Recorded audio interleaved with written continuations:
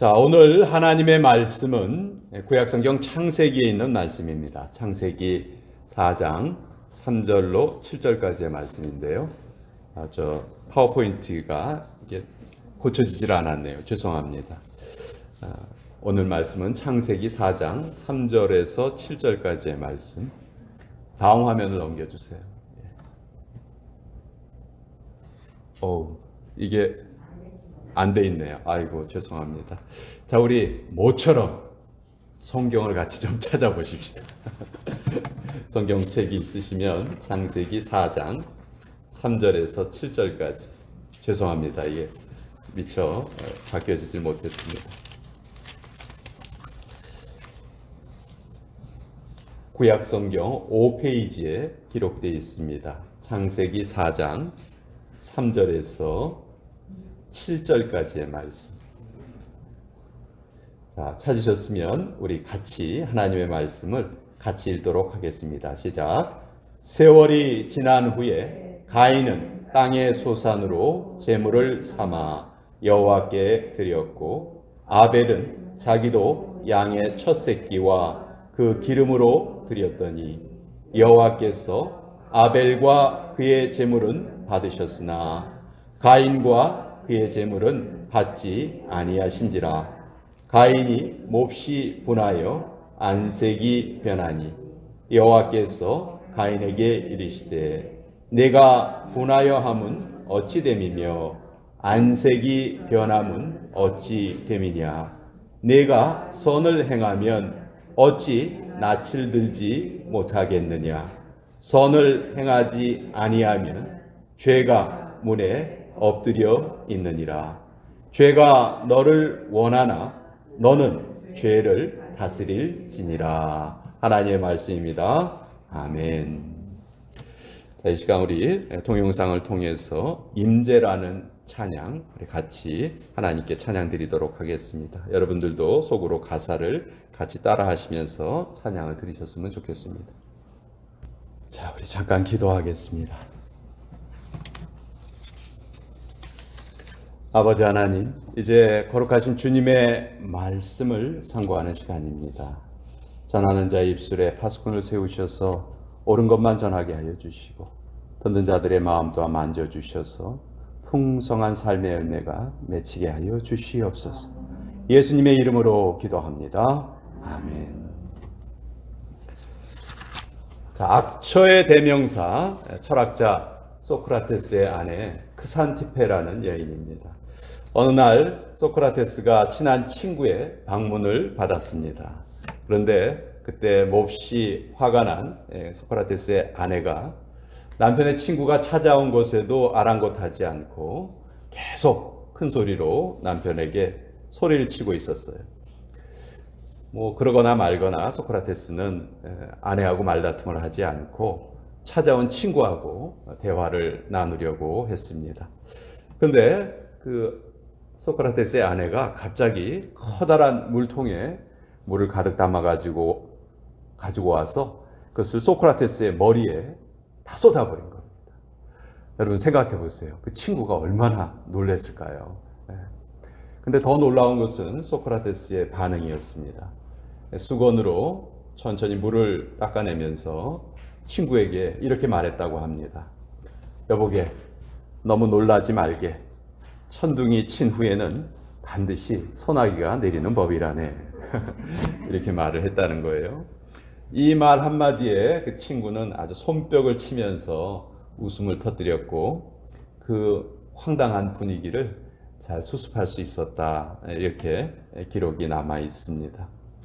또 이런 이야기도 있습니다. 천하장사 헤라클레스가 어느 날 아주 좁은 길을 가고 있었는데요. 이 길을 걷다 보니까 조그만 사과 정도만한 그런 물건이 땅에 떨어져 있는 것을 발견했습니다. 헤라클레스는 별 생각 없이 그것을 발로 툭 찼어요. 근데 이것이 갑자기 수박만큼 커졌습니다. 헤라클레스가 깜짝 놀랐어요. 이게 뭐야? 천하장사인 나를 이 조그만 게 놀리네. 그래서 흥분을 해서 이번에는 더 힘껏 발로 찼습니다. 그랬더니 이번에는 그 수박만 했던 것이 바위 덩어리만큼 커졌습니다. 소크라테스가 이제 화가 난 거예요. 네가 나하고 한번 해보겠다 이거지. 열이 오른 헤라클레스는 이번에는 손에 들고 있던 커다란 그 쇠망치로 그것을 내리쳤어요. 그런데 이 물건이 작아지기는커녕 아까보다 2배나 커져서 결국은 헤라클레스가 걸어가는 그 좁은 길을 막아버리고 말았습니다. 헤라클레스가 아주 체면이 구겨졌습니다. 그래서 울통을 벗고 한참 동안 그것과 씨름을 하고 그걸 없애버리려고 애를 썼지만 힘을 쓰면 쓸수록 그것은 더 커지기만 했습니다. 결국 씩씩거리고 어쩔 줄 모르고 있는 헤라클레스 앞에 지혜의 여신인 아테네가 나타났어요. 그리고 그 산더미만큼 커져버린 그 물건을 향해서 아름다운 노래를 불러주기 시작을 했습니다. 그랬더니 조금 지났더니 그 물건은 다시 조그만 사과만한 크기로 작아져서 길모퉁이에 떨어졌습니다. 여러분, 이 이야기에 나오는 이 이상한 물건이 뭘까요? 바로 우리 인간의 분노라는 감정을 이렇게 상징적으로 이야기를 한 것입니다. 분노는 건들면 건들수록 더 커진다는 말이죠. 여러분, 우리는 사람이 화를 내는 모습을 자주 보게 돼요. 또 내가 화를 내는 경우도 참 많이 있죠. 소크라테스의 이야기는 분노를 아주 잘 다스린 그런 케이스고, 헤라클레스의 이야기는 제대로 다루지 못한 그런 이야기입니다. 오늘 우리는 성경을 통해서 성경이 분노에 대해서 어떤 교훈을 주시는지 그것을 알고자 하는데요. 성경은 분노는 반드시 우리가 다스려야 하는 감정이다, 이렇게 알려주세요. 왜냐하면 분노를 다스리지 않으면 분노는 계속 더 자라기 때문입니다. 잠언서 16장 32절에 보면 노하기를 더디하는 자는 용사보다 낫고 자기의 마음을 다스리는 자는 성을 빼앗는 자보다도 낫다, 이런 기록이 있어요. 자, 오늘 우리가 읽은 창세기 4장 본문을 보면 인류의 역사상 일어났던 첫 번째 살인사건에 대한 기록이 있습니다. 아담의 두 아들이었던 가인과 아벨이 하나님께 제사를 드렸는데 하나님께서 아벨의 제물은 받으셨지만 가인의 제물은 받지 않으셨죠. 그때 가인이 몹시 분해서 안색이 변했다, 성경은 이렇게 기록을 하고 있어요. 그리고 이 일이 원인이 되어서 나중에 가인은 들판에서 자기의 동생 아벨을 돌로 쳐 죽이고 맙니다. 그러니까 인류 최초의 살인사건의 원인, 그것이 무엇이었느냐? 그것이 바로 분노였다는 것이죠. 분노 때문에 인류 최초의 살인사건이 발생한 것입니다. 중국에서는 이런 일도 있었다고 합니다. 한 남자가 자기하고 헤어진 전 부인에게 안갚음을 하려고 그녀가 하객으로 참석할 예정인 결혼식장에 폭탄을 터뜨렸어요. 이 결혼식은 그녀의 친척의 결혼식이었거든요. 그래서 그 결혼식에 참석한 하객이 36명이 정말 어처구니 없이 무고하게 죽임을 당하고 말았습니다. 그리고 이 폭탄을 터뜨린 이 남자도 그 자리에서 자살을 하고 말았어요. 그런데 정작 자기가 죽이려고 했던 그 전 부인은요, 그 자리에 없었다는 거예요. 참석을 안 했대요. 무슨 일이 있었어. 그러니까요, 생각해 보세요. 이게 얼마나 어처구니 없는 일인가. 그 많은 사람들, 36명이나 되는 사람들이 목숨을 잃었고 자기도 정말 어리석은 죽음을 당한 이 사고도 따지고 보면 원인이 분노였다는 것이죠. 다스려지지 못한 분노. 성경은 하나님의 성품을 우리에게 계시해 주실 때 노하기를 더디하시는 하나님이시다, 이렇게 알려주세요. 그래서 우리가 만약 하나님의 자녀라면 우리 역시 아버지이신 하나님의 성품을 담기 위해서 우리는 반드시 훈련을 받아야 됩니다. 어이, 내 별명이 휘발유야. 나 건드리지 마. 나는 이렇게 타고난 사람이야. 그러니까 내 옆에 오지 마. 뭐 이렇게 말을 하는 사람들이 있을 수가 있는데 하나님의 백성이라면 결코 이런 말을 해서는 안 되겠죠. 우리는 분노를 꼭 해결해야 합니다. 왜냐하면 분노를 해결하지 않으면 반드시 그것이 죄로 연결되기 때문에 그래요. 여러분 잘 생각해 보세요. 여러분이 화가 나셨을 때 실수를 많이 하십니까? 아니면 바른 일을 많이 하십니까? 이거 뭐 우리가 생각해 볼 필요도 없죠. 우리 화가 났을 때 실수를 얼마나 많이 하는지 모릅니다. 물론 분노 자체가 죄는 아니에요. 하나님도 분노하시는 하나님이시거든요. 분노는 아주 정상적인 감정이고 자연스러운 감정입니다. 또 반드시 필요하기도 해요. 정의로운 분노는 우리에게 반드시 있어야 되죠.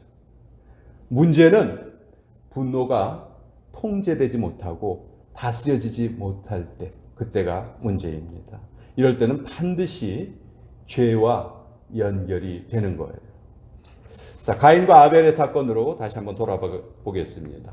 가인이 왜 그렇게 화가 났나요? 왜 안색이 변할 정도로 화가 났나요? 이 질문이 참 중요한데요. 왜냐하면 우리도 이 가인과 비슷한 이유로 분노하는 경우가 너무 많기 때문에 그래요. 가인이 분노한 이유는, 첫 번째 이유는 자기가 공평한 대우를 받지 못했다, 이렇게 생각했기 때문입니다. 우리도 억울하다, 불공평하다 이렇게 느낄 때 우리에게 분노가 생겨났죠.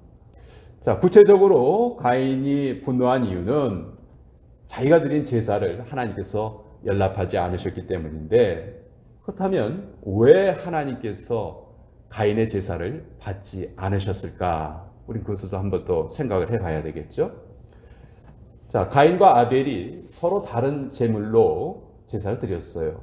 그때 아벨은 하나님께 제물을 드릴 때 자기 양의 첫 새끼를 제물로 드렸습니다. 여기에서 이 첫 번째 것이라는 것이 아주 중요한 의미를 가져요.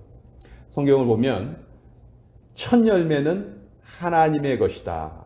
그렇기 때문에 첫 열매는 하나님께 드려야 한다. 이렇게 성경이 말씀하시죠. 물론 첫 열매만 하나님의 것이 아니에요. 모든 것이 다 하나님의 것인데 그 중에서 첫 열매, 첫 새끼를 드린다는 것은 하나님을 우리가 경외합니다. 하나님께 우리의 경배를 드립니다 하는 이런 상징이죠. 우리의 믿음을 고백하는 행위란 말이에요.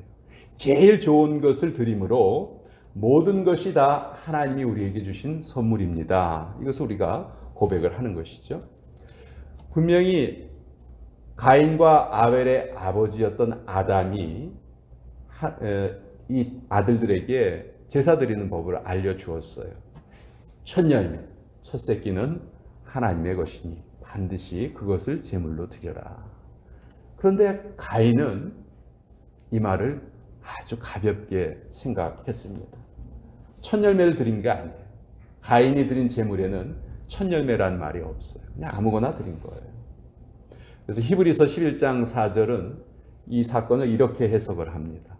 믿음으로 아벨은 가인보다 더 나은 제사를 하나님께 드림으로 의로운 자라 하시는 증거를 얻었다. 히브리서는 분명히 아벨이 가인보다 더 나은 제사를 드렸다. 그러니까 가인은 반드시 지켜야 되는 원칙을 지키지 않은 겁니다. 그래서 하나님이 그 제사를 받지 않으신 것이죠.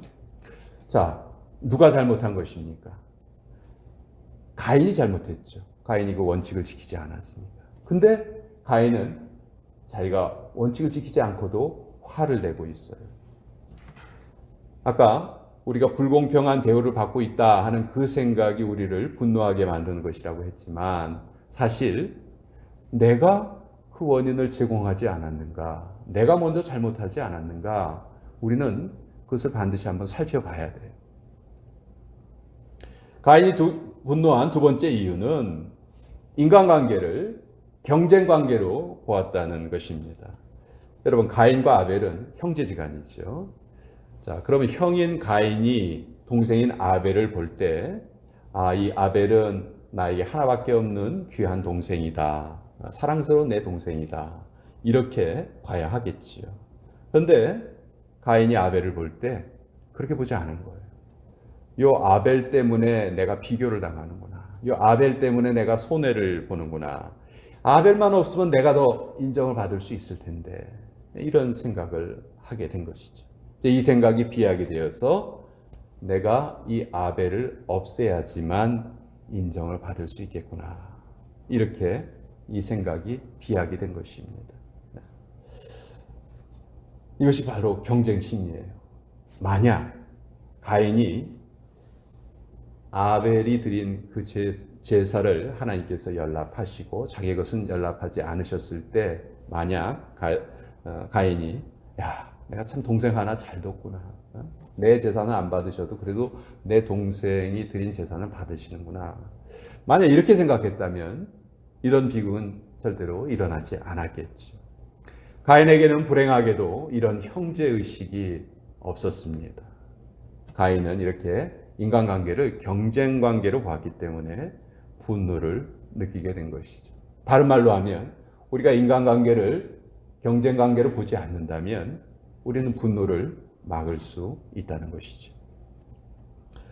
자, 가인이 분노한 세 번째 이유는 오늘 7절 마지막 부분에 나와 있는데요. 죄의 소원을 다스리지 못했기 때문입니다. 여러분, 분노는 자연스러운 감정이에요. 분노의 감정이 떠오르는 것은 어쩔 수 없어요. 그렇지만 이 분노의 감정을 우리가 다스리지 못하면 이것이 바로 분노의 소원, 죄의 소원이 되고 맙니다. 화가 나는 것은 그냥 단순히 분노예요. 그렇지만 내가 저 사람을 두들겨 패줘야 되겠다. 이렇게 생각하는 것은 그것은 분노의 소원이라는 것이죠. 근데 하나님은 분명히 이것에 대해서 너희는 그것을 다스릴지니라. 그것을 다스려야 된다. 이렇게 말씀하신 거예요. 에베소서 4장 26절에도 사도 바울이 이런 말씀을 남깁니다. 분을 내어도 죄를 짓지 말며 해가 지도록 분을 품지 말아라. 이 구절에 보면요. 분노와 죄악이 분명히 분리되어 있는 것을 우리가 알 수가 있어요. 분노는 그 상태에서 통제돼야 되고 다스려져야 됩니다. 그래서 죄로 넘어가는 것을 반드시 우리가 끊어낼 수 있어야 한다는 것이죠.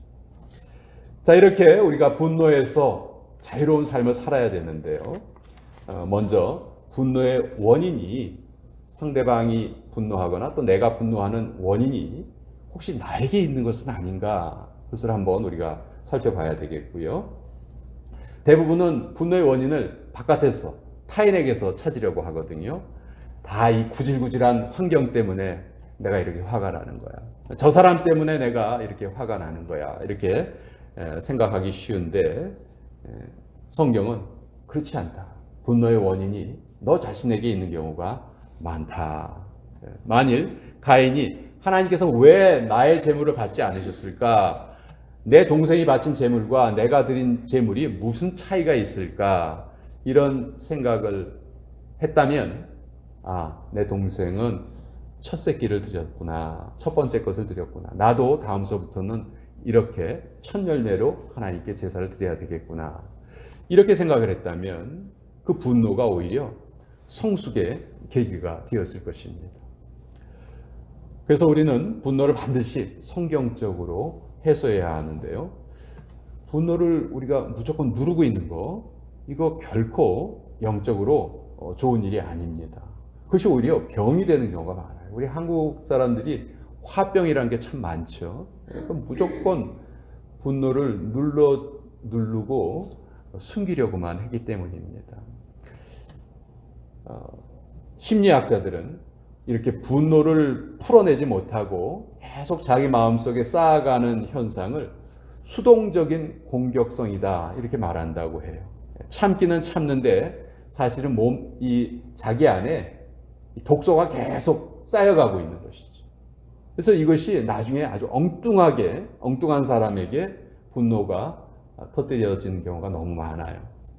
예를 들어서 자라날 때 아버지에게 아주 심한 학대를 받으면서 자라난 딸이 있다면 이 어린 딸이 아버지에게 대들 수가 없잖아요.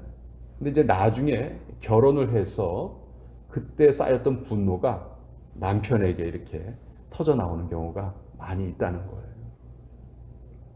어떤 사람은 화가 나면 골프를 치러 간답니다. 골프공을 칠 때마다 이놈의 자식 하면서 골프채를 휘두르면 스트레스가 풀린다고 해요. 어떤 사람은 또 볼링장을 찾아간다는 사람이 있어요.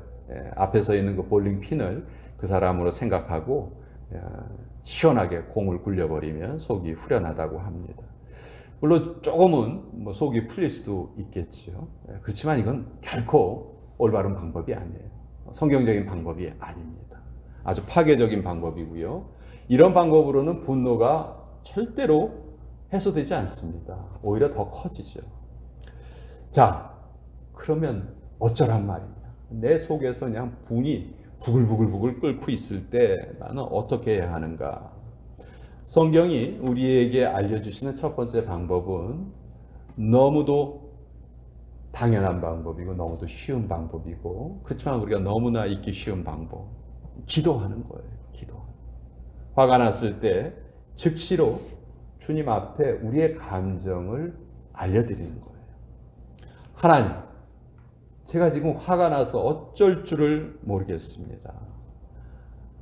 너무너무 마음에 큰 상처를 받았습니다. 너무 힘듭니다. 너무 괴롭습니다. 하나님, 저 좀 도와주세요. 이거를 다른 사람이 아닌 하나님께 먼저 알려드리는 것이죠. 자, 이렇게 하나님께 모든 하소연을 하면요, 놀랍게도 내 속에 넉넉함이 생길 때가 있어요. 어떤 분들은 또 이렇게 말할 수도 있어요. 저 그렇게 해봤는데요, 아무리 그렇게 해봐도 안 돼요. 그때는 좀 되는 것 같다가 그 사람 다시 한번 보면요, 다시 보게 되면 또 그때의 감정이 또 떠오릅니다. 어쩔 줄 모르겠어요. 얼마든지 그럴 수 있습니다. 쉽게 되지 않아요. 해가 지기 전에 그것을 해결하라 성경 말씀하시는데 이게 안 돼요. 1년이 가도 안 되고 2년이 가도 안 되는 경우도 있어요. 너무 상처가 깊을 때는 쉽게 해결되지 않습니다. 자, 그럴 때는 우리는 어떻게 해야 되는가? 그럴 때는요, 우리가 잠시 냉각기를 가지는 게 좋습니다.